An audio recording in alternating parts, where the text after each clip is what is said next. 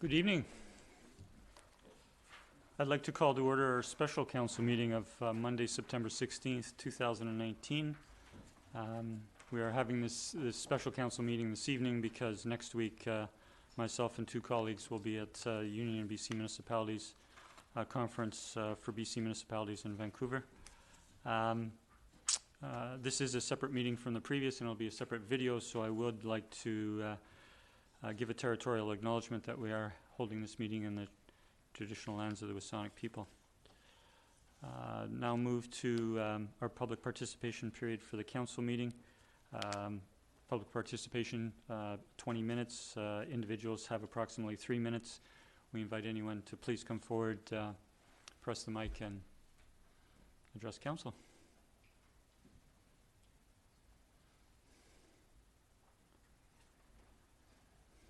Good evening. Good evening. John Blair, number 2, 2312 Henry Avenue in Sydney. Mayor McNeil Smith and councillors, I'm concerned about the proposal to move council meetings from 7 to 6 p.m. I understand there's an online survey about this, but a survey of 23 respondents in a town of this size is not a very wide-ranging group of views. I wonder if it wouldn't be wiser to condense the agenda somewhat to permit a more concentrated meeting. That way we could avoid very long meetings such as the one we had last week, which adjourned after 10 o'clock. And I understand now we're going to allow them even longer. The disadvantages of having early meetings would be as Councillor Garnett pointed out, they tend to exclude business owners and workers who cannot be expected to come to a long meeting after a day of work without any supper. That's a lot to ask. Now, this proposal, if it's enacted, will encourage longer meetings if they start earlier, and it will not result in greater public participation or attendance at these meetings. The mind can only absorb what the posterior can endure. We should be stimulating the public to witness and to speak at these meetings. So I would hope that we don't change it to 6 o'clock. Thank you. Thank you.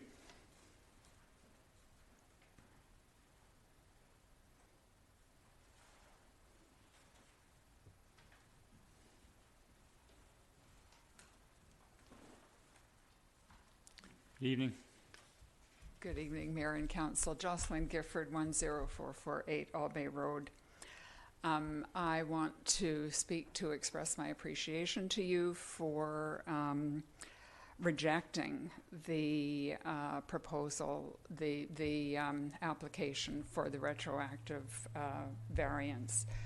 I, as a neighbor to that property on Albay Road, made representations to the developer and to the construction staff about the need to arrange the construction schedule around the heron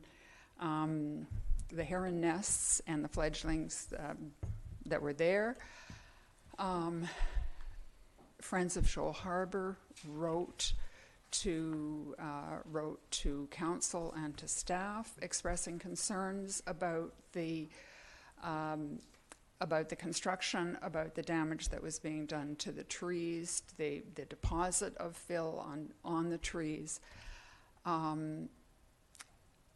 Roberts Bay is a very precious and important environmentally sensitive area in our community, and we are blessed to have a place like that that is so accessible to residents and provides such value to our town. We need to protect it. We need to not set precedents that that degrade, with our current understanding, the environmental values of that area. So thank you to staff for the strong support for those values in the staff report, and thank you to you for supporting the staff report. Thank you. Thank you. I'll call for a second time if there's anyone wishing to address council this evening. And call for a third time. Seeing none, I'll bring public participation period to a close.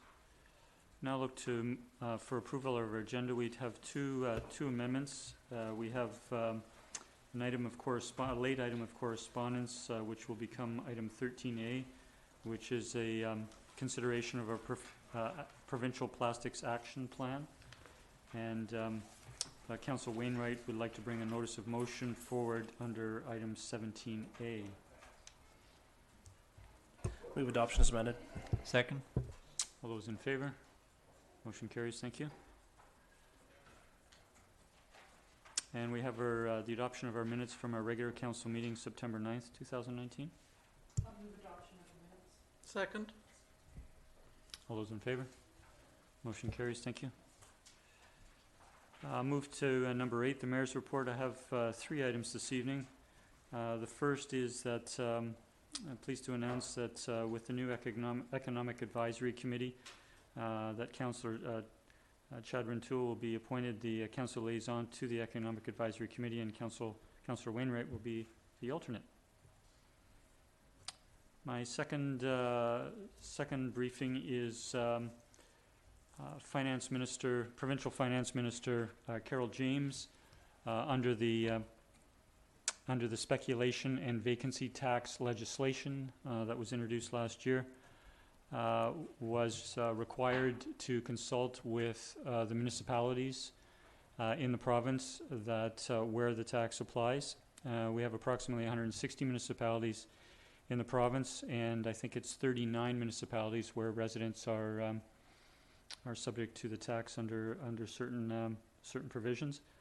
I attended on behalf of this was a mostly an all-day meeting last Thursday in Vancouver, and I attended on our municipality's behalf. It was we received a binder at the meeting. It would have been helpful to have received it prior to the meeting, but we received it at the meeting. It's referred to a technical briefing, and there are 16 pages of information and statistics that the province has collected since the tax was introduced. And then the municipalities were given an opportunity to present some of their views, some of their case histories in the municipalities. And the minister has agreed to consider some of those concerns. The legislation specifies that the tax will have a 5-year review, but that the current government will give consideration to changes in the coming session this fall. I have briefly met with staff on this binder of technical briefing and statistics, and I've asked that staff review that and bring forward the elements of the technical briefing to a future committee of the whole meeting, such that we might consider it as a council and take action if we wish to additionally with regards to the tax.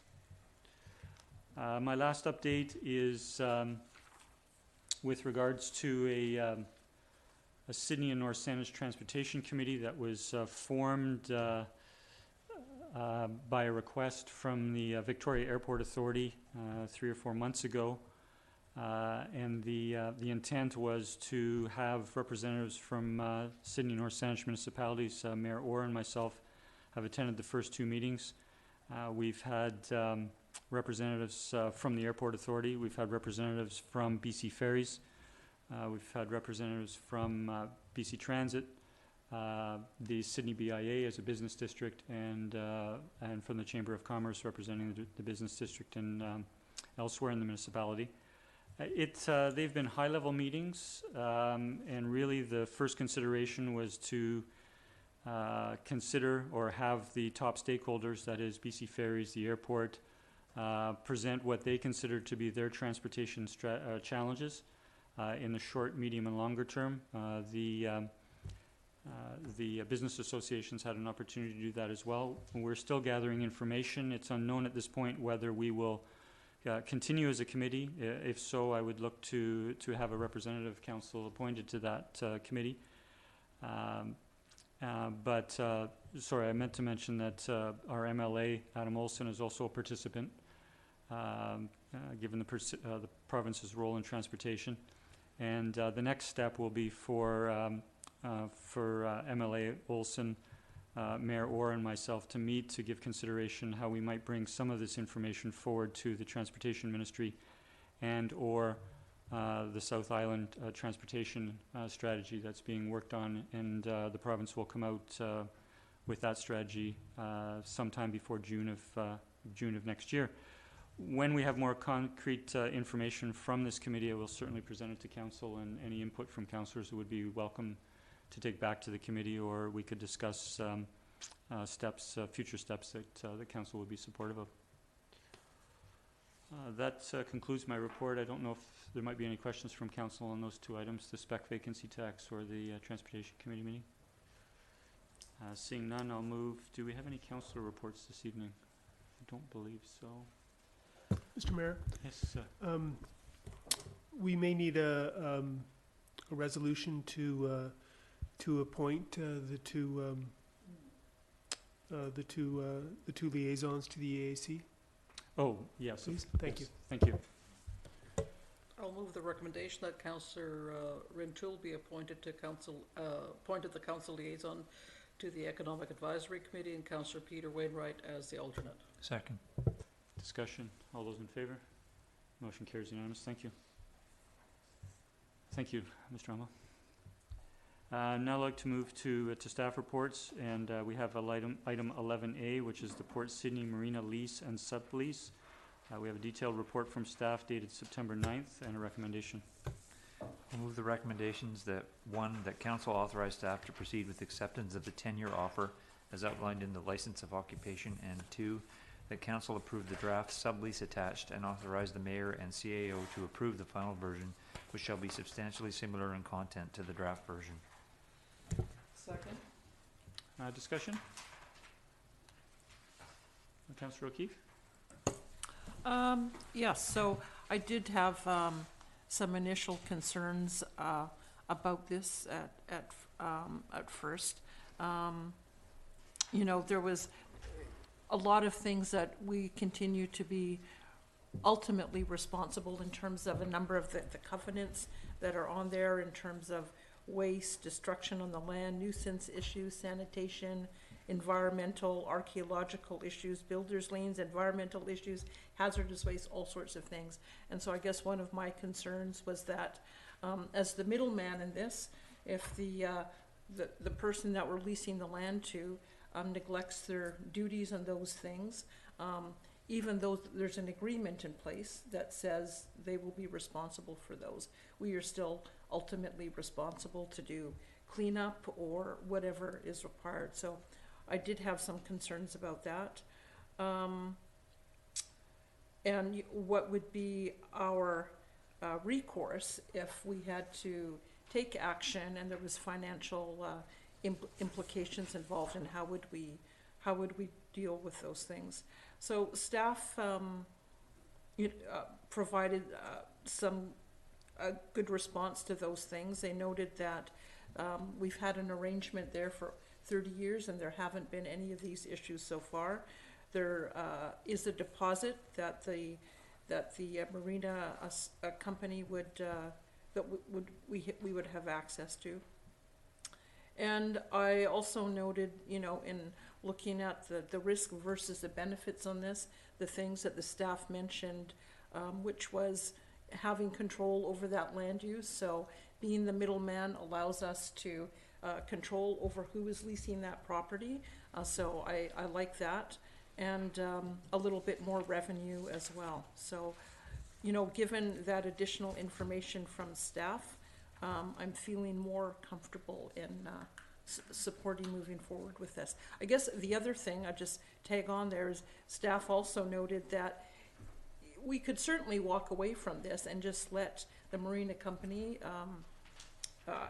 deal directly with the province. But if we did that, there would be significant amount of staff time required to backpedal on all of this. So for those reasons, I'm sort of leaning towards going ahead with the recommendation.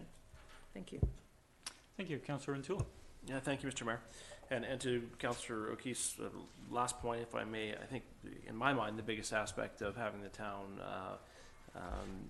be party to this is the control aspect, and walking away from what is a jewel on our waterfront would be potentially problematic. Through to staff, if I may, just curious with regard to the three bullets in particular around the practicality of these in the eyes of discussions at this point with the operator, and that is with regards to the potential for a passenger ferry service, potential for a public boat launch, or allowing the town to extend the walkway, all of which are certainly worth exploring. I noticed the language in the staff report says the subleasee is committed to considering the following items. Is there anything there that seemed more appealing to them or less appealing to them on the list? Because they all seem like great amenities to the town if we're able to have those facilitated.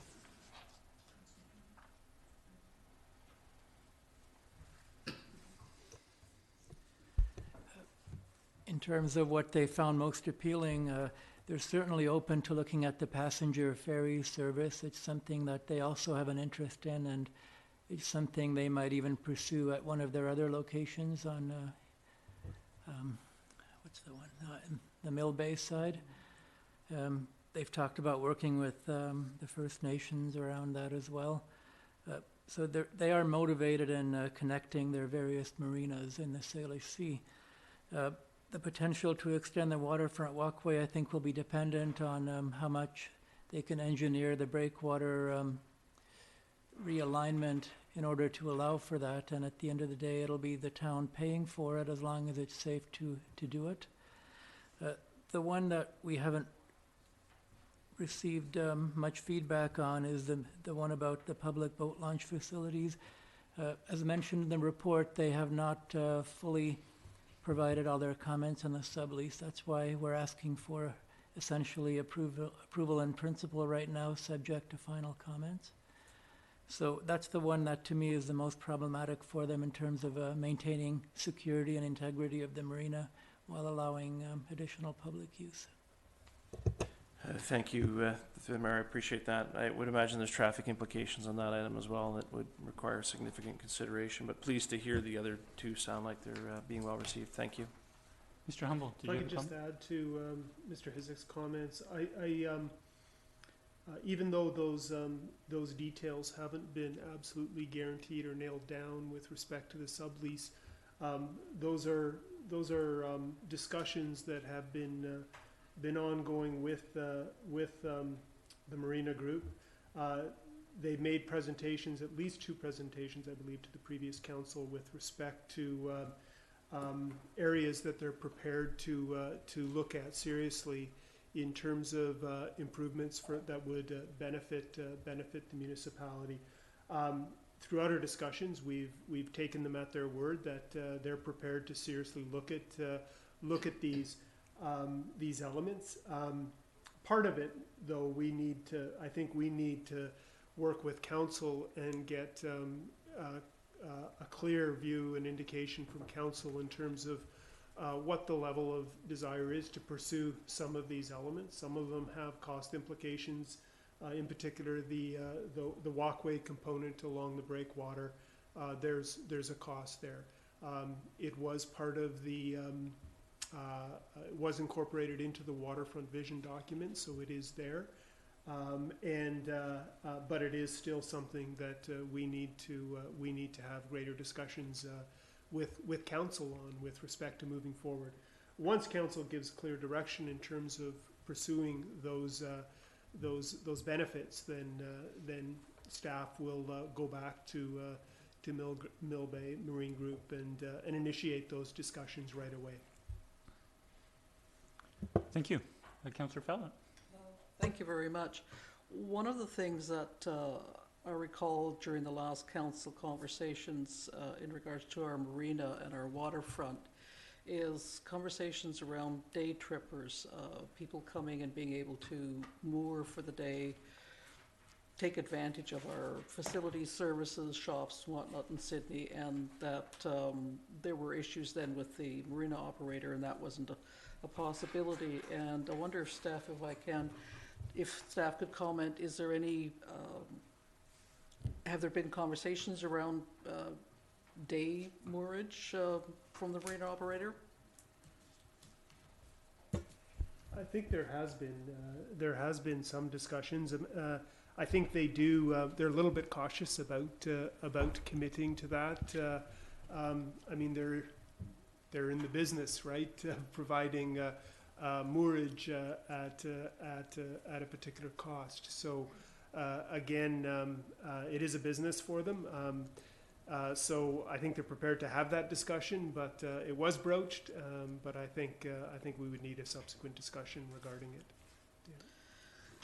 Yeah. Sorry, Mr. Hisek. Yep.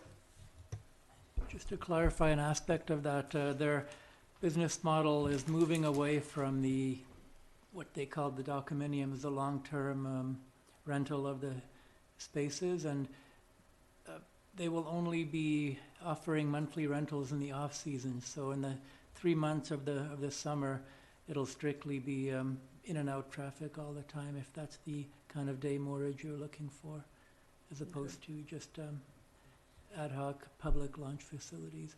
So the intent is that they have more people in and out there during the high season. okay, thank you.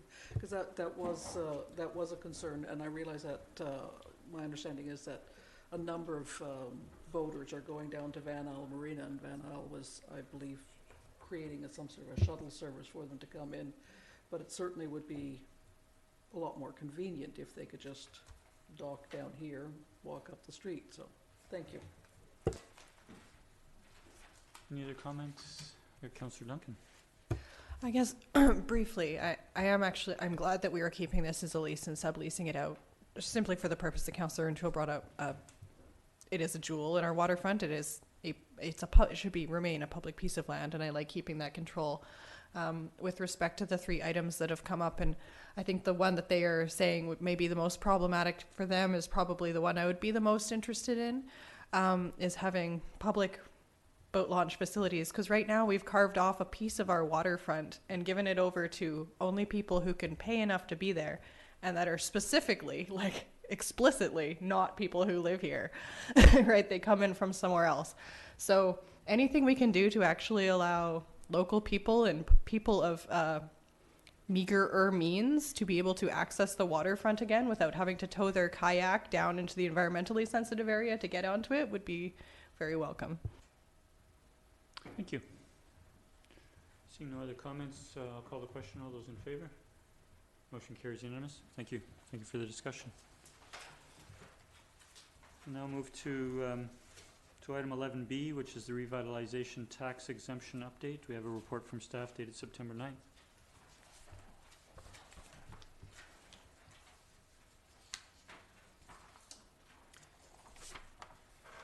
And a recommendation?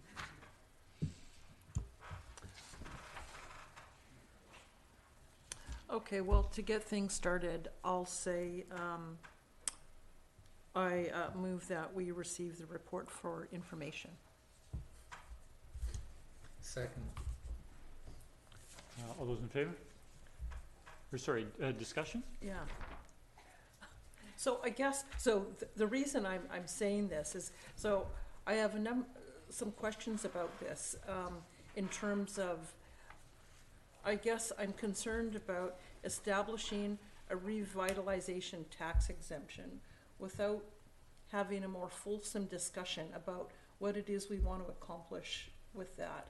And that it seems that we're being triggered to do this. We asked for this because the applicant for this had said back in August that a permissive tax exemption wasn't going to work for them. And so we thought we were going to do this. And so I guess that seemed to make sense. But now my understanding is that they've come back to us and said, yeah, no, we don't want to do that after all. And they seem to be uncertain. And it looks like we're going to ask them to make a decision prior to September 27th. So I guess my thinking is, since we don't know which way they're going to go, and since I would like to have more time to look at, in the context of our affordable housing strategy, once we get to that, what we want to accomplish with the RTE, I would just prefer to wait and see if this person, it sounds like they're leaning towards going back to the permissive tax exemption anyways. So I guess I'm inclined to, unless there's a sense of urgency, or unless we think that they're actually going to do this, to just receive this for information for now, and then broach the subject of RTE at some later time. Thank you. Councillor Wainwright. Thank you, Mr. Mayor. So we're actually talking about the ORANZA, the Affordable Workforce Rental Housing Development. And when they came forward to council looking for approval of that way back when, part of the deal, as it were, was that the town was going to exempt the residential units from taxes and only tax the commercial. So this is about implementing that. And what we've discovered is that if we go this revitalization tax exemption route, that can exempt the municipal taxes only, but not the school taxes, etc. Whereas if they remain a non-profit society, which isn't what they had been proposing to do, then we could potentially give a permissive tax exemption, which would be a fuller exemption. So they have to decide which of those routes they want to pursue, keeping it under the nonprofit society, which is not their original intent, and getting a smaller tax exemption, or going the route where we could potentially give them the permissive tax exemption. And I think, you know, they have to do their due diligence and figure out what they want to do. But at the end of the day, we should honor the deal, and you know, whatever route they want to pick, we should simply get on with implementing it. So I'm okay with the motion to simply receive, but I would be okay with approving the parameters of that revitalization tax exemption program, so they knew what they would be looking at if they went that route. Because at the moment, they simply have had a discussion with staff, and council hasn't given any direction of, yeah, we agree and it would look like that. Thank you. Councillor O'Keefe. So I guess a question through you, Mr. Mayor, to staff. In terms of, I'm wondering what was in the original agreement. So when the town agreed to give tax relief, I guess what I'm wondering is what was spelled out. And so getting to Councillor Wainwright's point about let's get on with it and do what we agreed to, I guess one of my concerns is, so my understanding of the RTE program, it's only going to give them partial relief. And so I guess what I'm wondering is, based on what the agreement said, what's our obligation? Like, can they come back to us and said, well, you said you were going to do this, but now you're not going to, so. Mr. Hasek. Unfortunately, this is a fluid situation. When they originally applied and Council of the Day gave them the pledge, if you will, to exempt, it never occurred to any of us that they would not be a nonprofit society in perpetuity. That only surfaced later on in the process, once they were well underway with the project. And it's a nuance of the financing mechanism for these housing societies that staff didn't understand back in the day, and the proponent didn't bring to our attention. So what we're doing is trying our best to accommodate them to live up to the past commitment. And what I hope to convey in the report is that we need to be ready to move in either direction for October, because it'll be too late to set parameters then, because this bylaw, if it ends up being a revitalization tax exemption bylaw, must be adopted by, well, in either case, it has to be adopted by the end of October, whichever way they decide to go. So what I'm proposing is interim parameters, and putting it in place for a limited time. And if council truly wanted to incentivize this kind of development, we could have a more thorough discussion about longer-term parameters that you might want to apply to other developments. But for the time being, we need at least something interim in place that council is comfortable with for this particular development. Thank you. It's important to know that time is of the essence. A question for myself through the staff. Is the approximate value of the 10-year exemption known? Do you have that figure or a ballpark of that figure? Permissive tax exemption?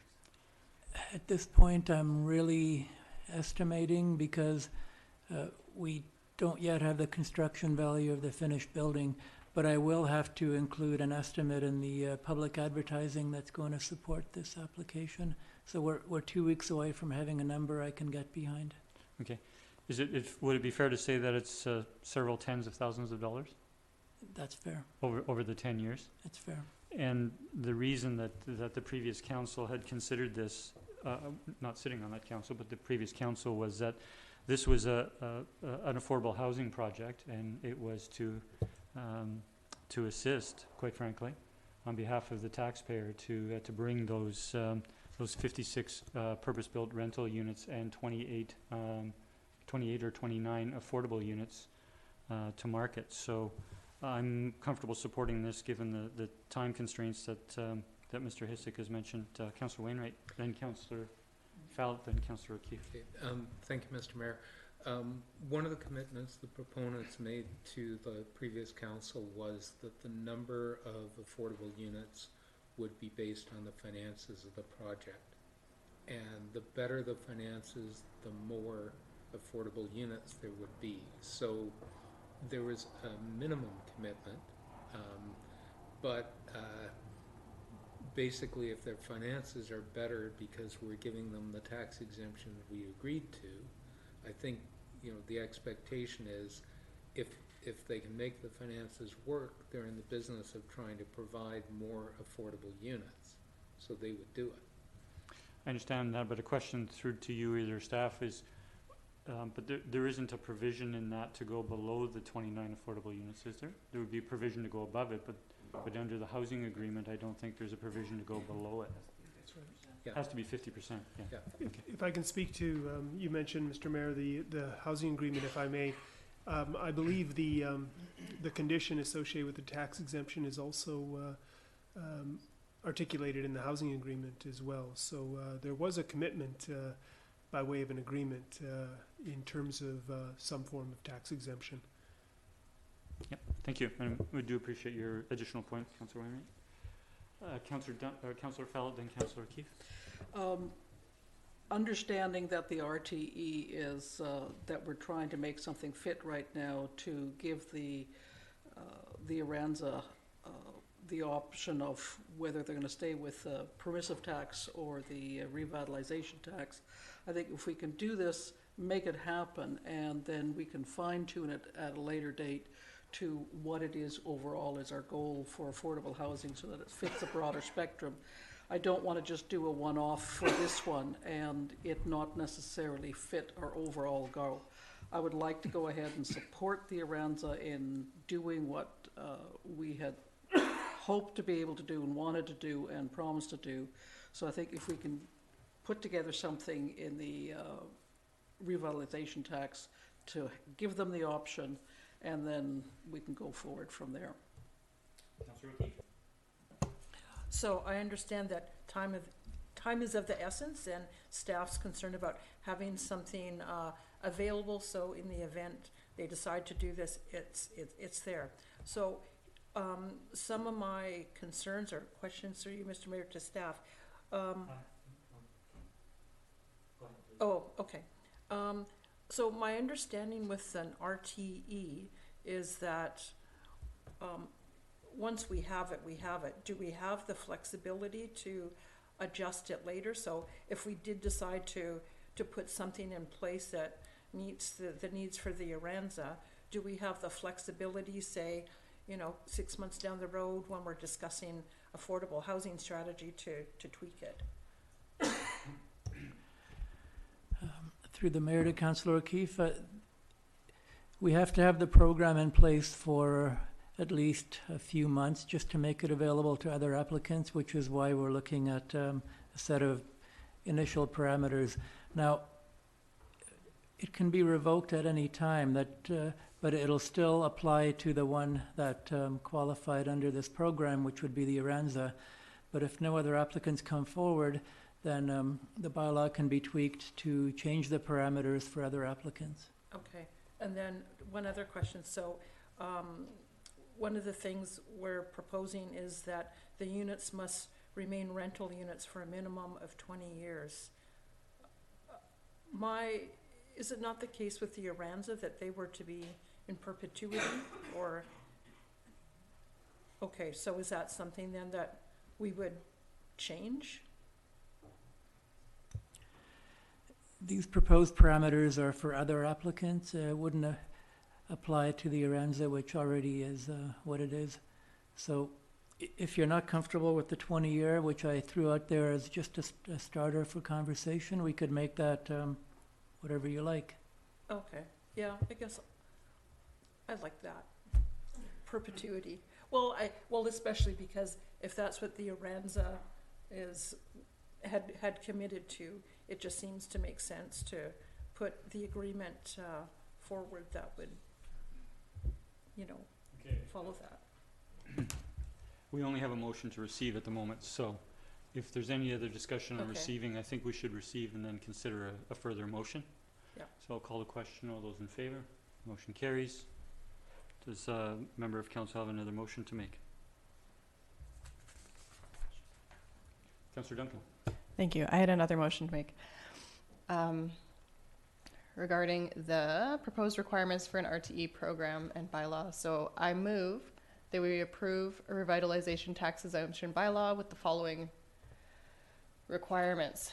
It is purpose-built rental. So taking out the 50% of rental housing must feature below market rents. I'd like that to be more flexible because I just think purpose-built rental is so valuable that even having that built would be a thing. So strike the first bullet.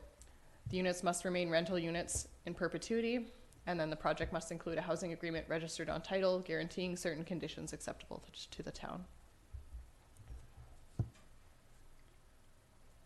Okay, I might ask staff if they have any comment on those conditions. Does it limit in some fashion that we might not unintended consequences? In my opinion, no. I think removing the condition of 50% minimum just allows a broader range of rental housing to be built. It's really about how much you want to incentivize this kind of building. So, but this, a further question, this has to meet the current conditions of the Aranza, which is 50% affordable housing, but be flexible to be used again elsewhere.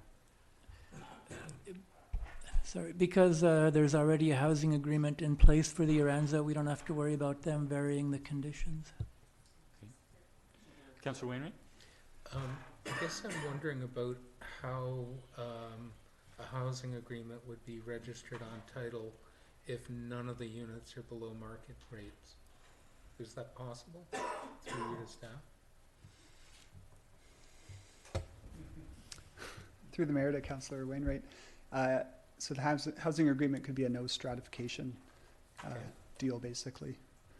But if they're rental only, you could potentially strata the units, but they'd still have to be rented? You can strata with a only bulk sale clause for a specific time period as well. There's a number of options. Mr. Estick? I'm sorry, I should add that In addition to a housing agreement, which may not in fact be necessary, the RTE bylaw requires a separate agreement as part of the RTE bylaw itself. So it might make the housing agreement portion redundant in retrospect.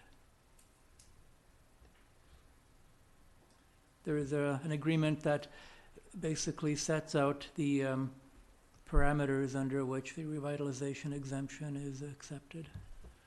Okay, thank you. Ms. Nelson, could you please read the motion, or do we have a motion too? Well, I've only got Councillor Duncan as moving it. Has anyone seconded it? I'll second. I'm sorry, I didn't get a second. And I've got a portion of it, but that we approve the RTE with the following requirements. That is a purpose-built rental, right? Must remain in perpetuity and have a housing agreement registered on title. Mr. Humble, and then Councillor Wainwright. I'm just going to throw this out to council just for food for thought. There is at least one application that's been made for purpose-built rental outside of the downtown, so there is purpose-built rental that seems to be being considered right now. So I just wanted to put. Thank you. Councillor Wainwright. Thank you, Mr. Mayor. So, we have, the clock is ticking in terms of getting something in place by the end of October to satisfy this. And this, while the requirements that are being suggested sound reasonable, I guess the question really is, how much of a financial impact is this going to have? Are we thinking this through carefully? Are we going to be giving the public a reasonable opportunity to comment? In the case of the Aranza, I don't have any problem because that was a previous deal. There was there was public hearing, the whole bit. There was a lot of opportunity for comment, and I'm okay with going ahead with that. I'm also then okay having the discussion, taking a bit of time, getting some public engagement, and then if there's support for an RTE for rental housing, period, then we can do it. Like, there's nothing to stop us from putting something like this in place in November or December or whatever. But trying to rush it through for end of October, I think is just going too fast. So I'm going to vote against it for that reason. Happy to consider it later, but I just think that's a bit too much of a leap. Other councillor comment? Councillor Duncan, did you want to stay with your motion in a second? Well, I think in the interest of getting it done expediently then, if we want to have the RTE just reflect the Aranza's terms, specifically for the Aranza, and then everyone would feel more comfortable with that, and then looking at it again later, I'd withdraw my motion. Okay, we do have a particular recommendation. Is the recommendation that's worded in the report, would that suffice as a recommendation, or through to staff? I believe so. We'll just check on the housing agreement versus the separate agreement as part of the RTE bylaw itself and confirm that prior to bringing it forward. So I'm not making this motion, but the council approved the proposed parameters outlined in this report for potential revitalization tax exemption program. We would put period there rather than an or would be another motion. So moved. Seconder? Further discussion? Councillor I O'Keefe? just need to clarify though, so it says 20 years, so that's not going to cause us any issues because the Aranza is in perpetuity? Okay. They've already commented. Okay. Yeah. I believe perpetuity falls within the at least 20-year horizon. Okay. Councillor Garnett? I believe the seconder has to, she rescinded her motion, but the seconder didn't. Yeah, sure, I agree. Thank you. Okay, so we have a motion First and seconder, any further discussion? I'll call the question. All those in favor? Motion carries unanimous. Thank you.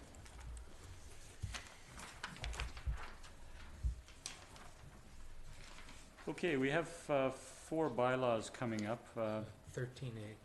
13A. It's right before me. The 13A, which correspondence.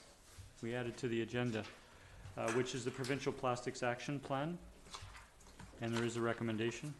I'll move that the Town of Sydney Council supports and wishes to join the submission from the districts of Squamish and Tofino in response to the Ministry of Environment and Climate Change's strategy proposed amendments to the recycling regulation of the Environmental Management Act. Second. Discussion? All those in favor? Motion carries unanimous. Thank you. Now move to item 14, which is bylaws. The first 4 bylaws were introduced and read at a previous council meeting, and I'll start with number 14A, bylaw number 2167, intercommunity business license. I'll move adoption. Second. All those in favor? Motion carries. Move to 14B, bylaw number 2177, sidewalk cafe regulations and licensing. I'll move adoption of the bylaw. Second. Call the question. Those in favor? Opposed? Motion carries. The third is bylaw number 2180, municipal ticket information. Move adoption. Second. Call the question. All those in favor? Opposed? Motion carries. And the fourth, bylaw number 2179, building regulations and amendment number 8. I'll move adoption. Second. All those in favor? Motion carries unanimous. Thank you. We now have a new bylaw, 14E, the bylaw number 2176, zoning amendment number 38, and a report from staff dated September 10th.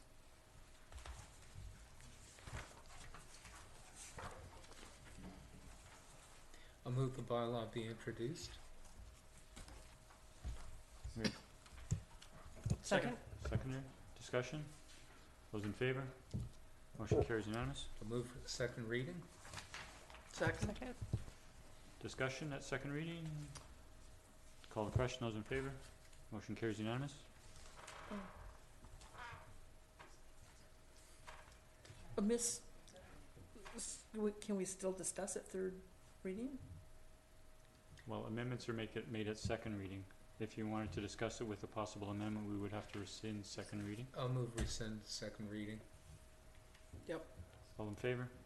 Motion carries. Thank you. Councillor O'Keefe. Okay, yeah, I guess I still having difficulty with the, amendments regarding the wording for bed and breakfasts and short-term rentals.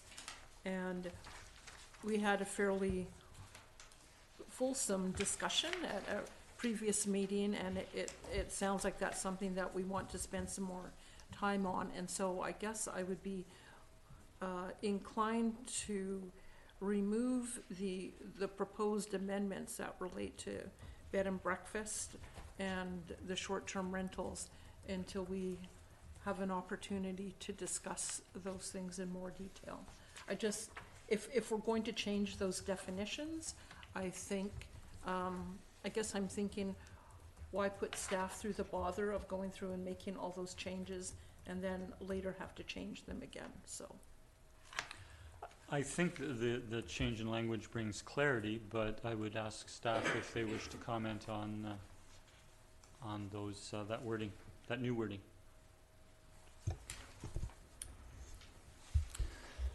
Regarding the change to bed and breakfast, at the time of the consideration of the new short-term rental regulations, staff had a number of discussions with existing bed and breakfast operators.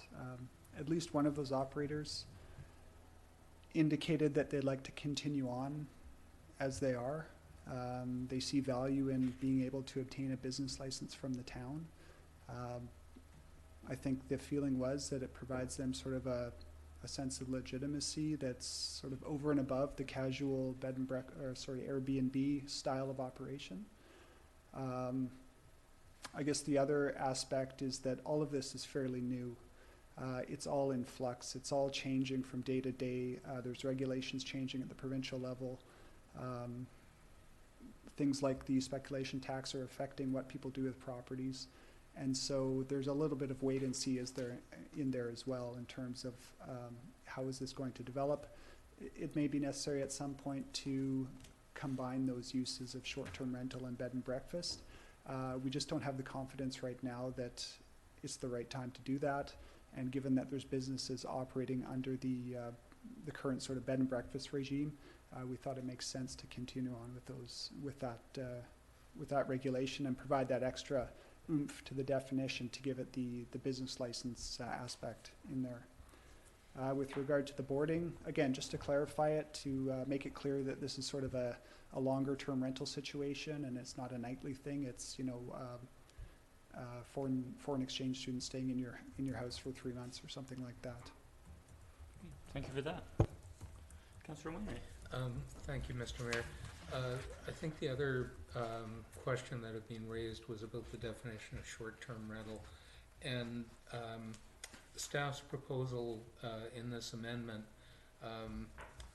basically makes it clear that this has to be a lawful dwelling unit, as in something that's got an occupancy permit, which wasn't in the previous definition. And I think that actually is pretty important to make that clear.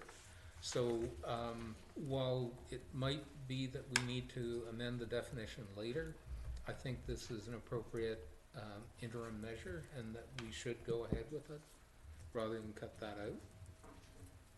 Thank you. Any further comment?